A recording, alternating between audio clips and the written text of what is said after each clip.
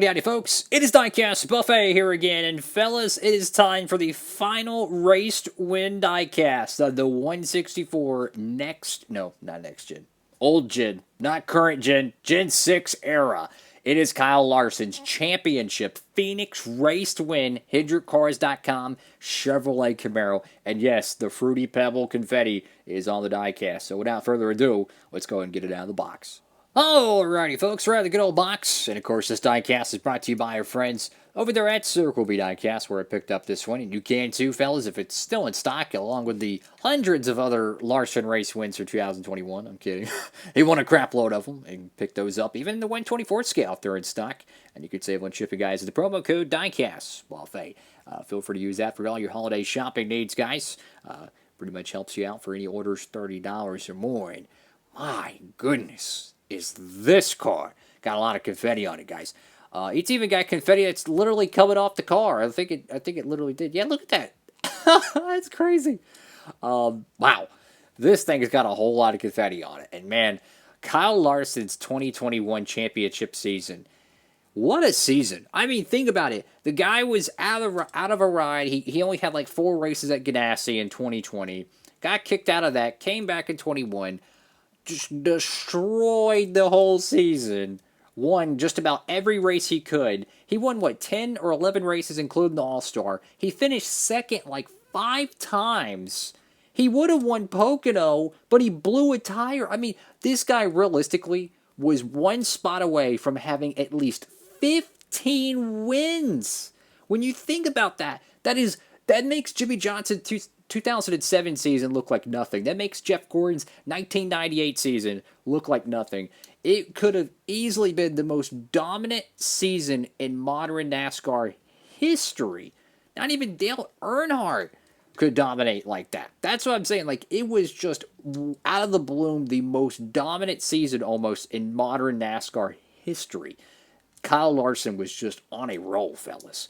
So you go to the front of the car, you get the playoff yellow banner. I like that. You get the Larson logo. You got all kinds of confetti. And I like how it builds up around where you would see kind of a hood indentation on these Chevrolet Camaros, and it just kind of lays right there. It's really, really cool. HendrickCars.com. Go to the front of the car. So cool to see a Cup Series championship won in this paint scheme. And it truly looks the best on the Gen 6 edition of it. It's got the number 5. Got the Sudoku, got some, some grill tape, a little bit of some confetti.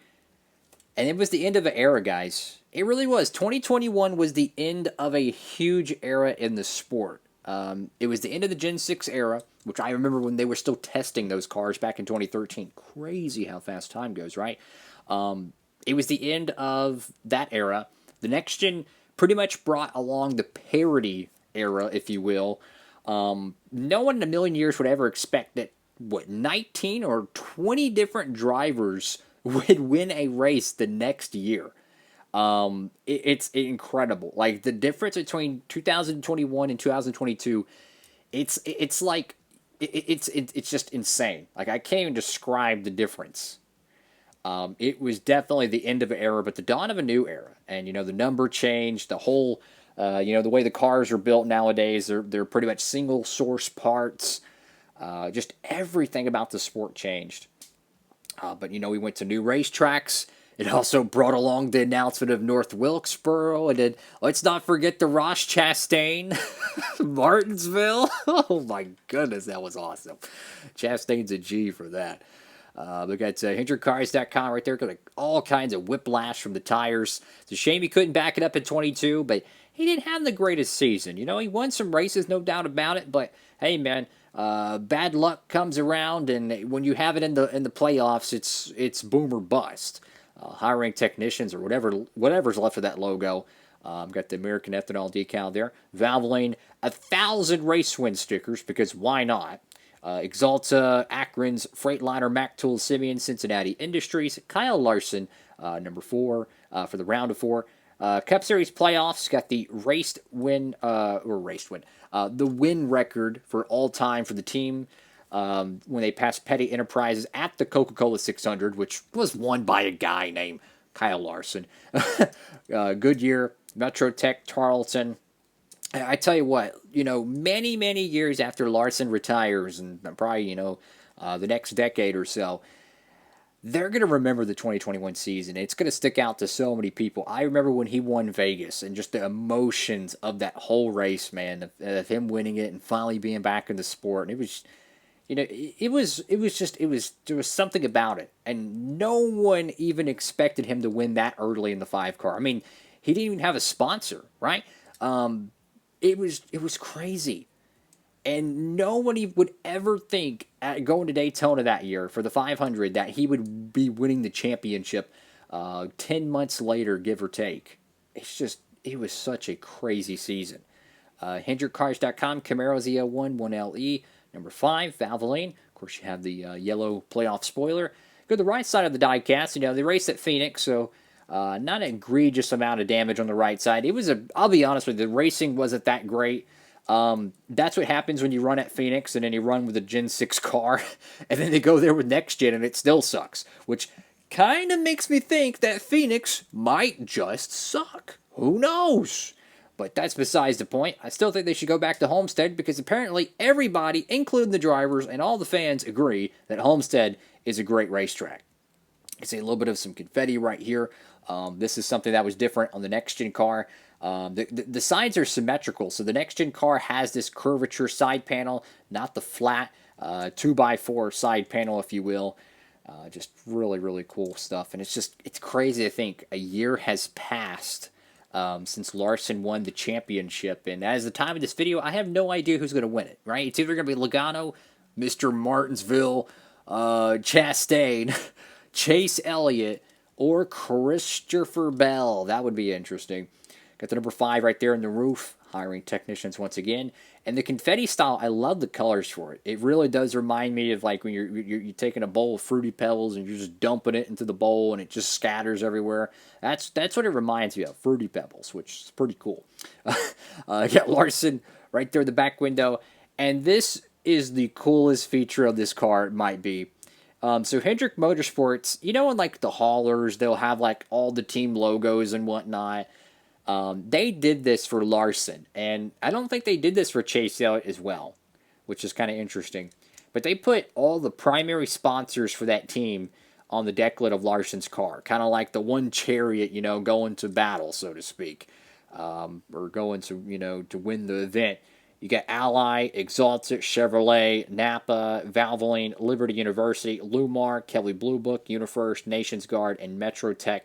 And some of these sponsors have never sponsored Larson, but guess what? They all kind of went together and said, hey, that's a part of Hendrick Motorsports. It helps the whole team.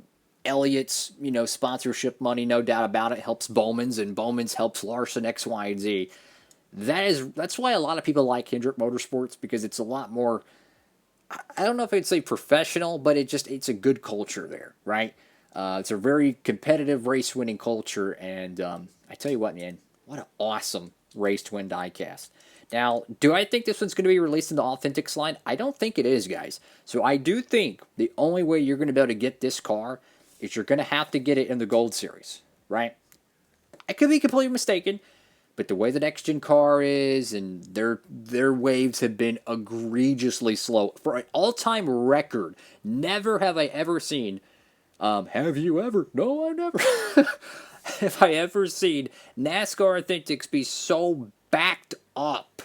Wave 4 in November is still not out. Granted that, they have shipping and logistics and all that stuff.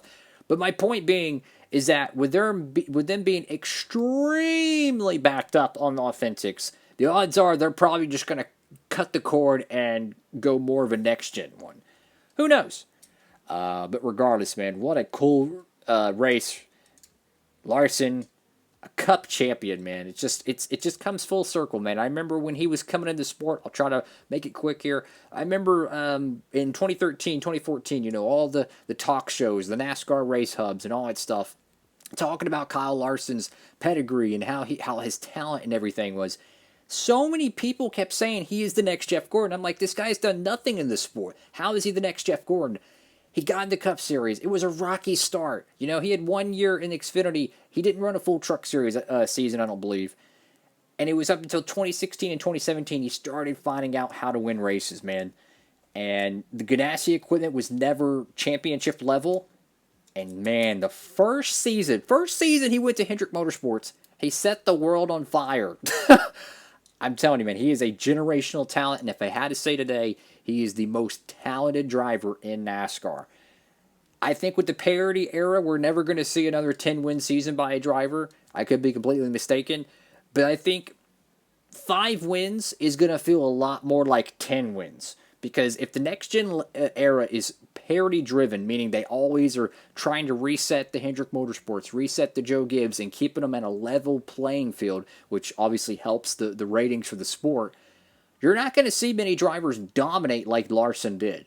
And my point with all this is that just because Larson doesn't win 10 races in 2022 does not mean he fell off a cliff. It's just that is what the norm is going to probably be going forward. Could be completely mistaken, but that's what it looks like to me. So, with all that being said, folks, thank y'all so much for watching. And I believe this is the official final Gen 6 diecast to be made. Could be mistaken on that one as well.